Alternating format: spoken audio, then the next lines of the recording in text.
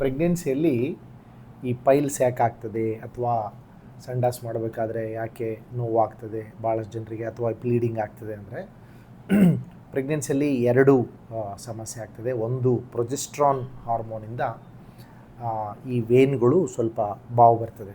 So ಸಂಡಾಸ್ ಮಾಡೋ ಜಾಗದಲ್ಲಿ ಅವು ಬಾತ್ಕೊಂಡು ಹೊರಗಡೆ ಬರೋ ಸಾಧ್ಯತೆ ಆಗಲಿ ಅಥವಾ ಕೆಲವೊಮ್ಮೆ ಬ್ಲೀಡಿಂಗ್ ಆಗೋ ಸಾಧ್ಯತೆಗಳಾಗಲಿ ಇರ್ತದೆ. ಅದಕ್ಕೆ ನಾವು ಹೆಮರಾಯ್ಡ್ಸ್ ಅಂತೀವಿ. ಓಕೆ. ಆ್ಯಂಡ್ ಭಾಳ ಸಲ ಏನಾಗ್ತದೆ ಅಂದರೆ ಈ ಹೆಮರಾಯ್ಡ್ಸು ಡೆಲಿವರಿ ಆದಮೇಲೆ ಕಡಿಮೆ ಆಗಿಬಿಡ್ತದೆ. ಕೆಲವರಿಗೆ ಫಿಶರ್ ಆಗ್ತದೆ.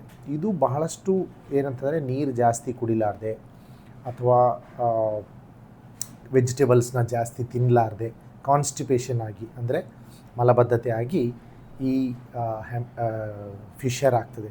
ಸೊ ಈ ಎರಡೂ ಸಮಸ್ಯೆಗಳಿಗೆ ಪರಿಹಾರ ಒಂದೇ, ನೀವು ನೀರು ಜಾಸ್ತಿ ಕುಡಿಬೇಕು ಮತ್ತು ಫೈಬರ್ ಇರ್ತಕ್ಕಂಥ ಆಹಾರನ ಜಾಸ್ತಿ ಸೇವನೆ ಮಾಡಬೇಕು.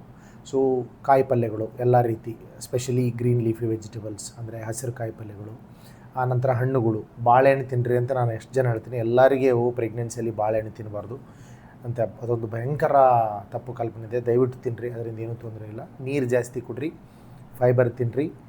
ಆನಂತರ ತೊಂದರೆ ಜಾಸ್ತಿ ಇದ್ದರೆ ನಿಮ್ಮ ವೈದ್ಯರನ್ನು ಭೇಟಿ ಆದರೆ ನಿಮಗೆ ಆಯಿಂಟ್ಮೆಂಟ್ಗಳಾಗಲಿ ಅಥವಾ ಕೆಲವು ಲ್ಯಾಕ್ಸೇಟಿವ್ಗಳಾಗಲಿ ಅವರು ಪ್ರಿಸ್ಕ್ರೈಬ್ ಮಾಡ್ತಾರೆ.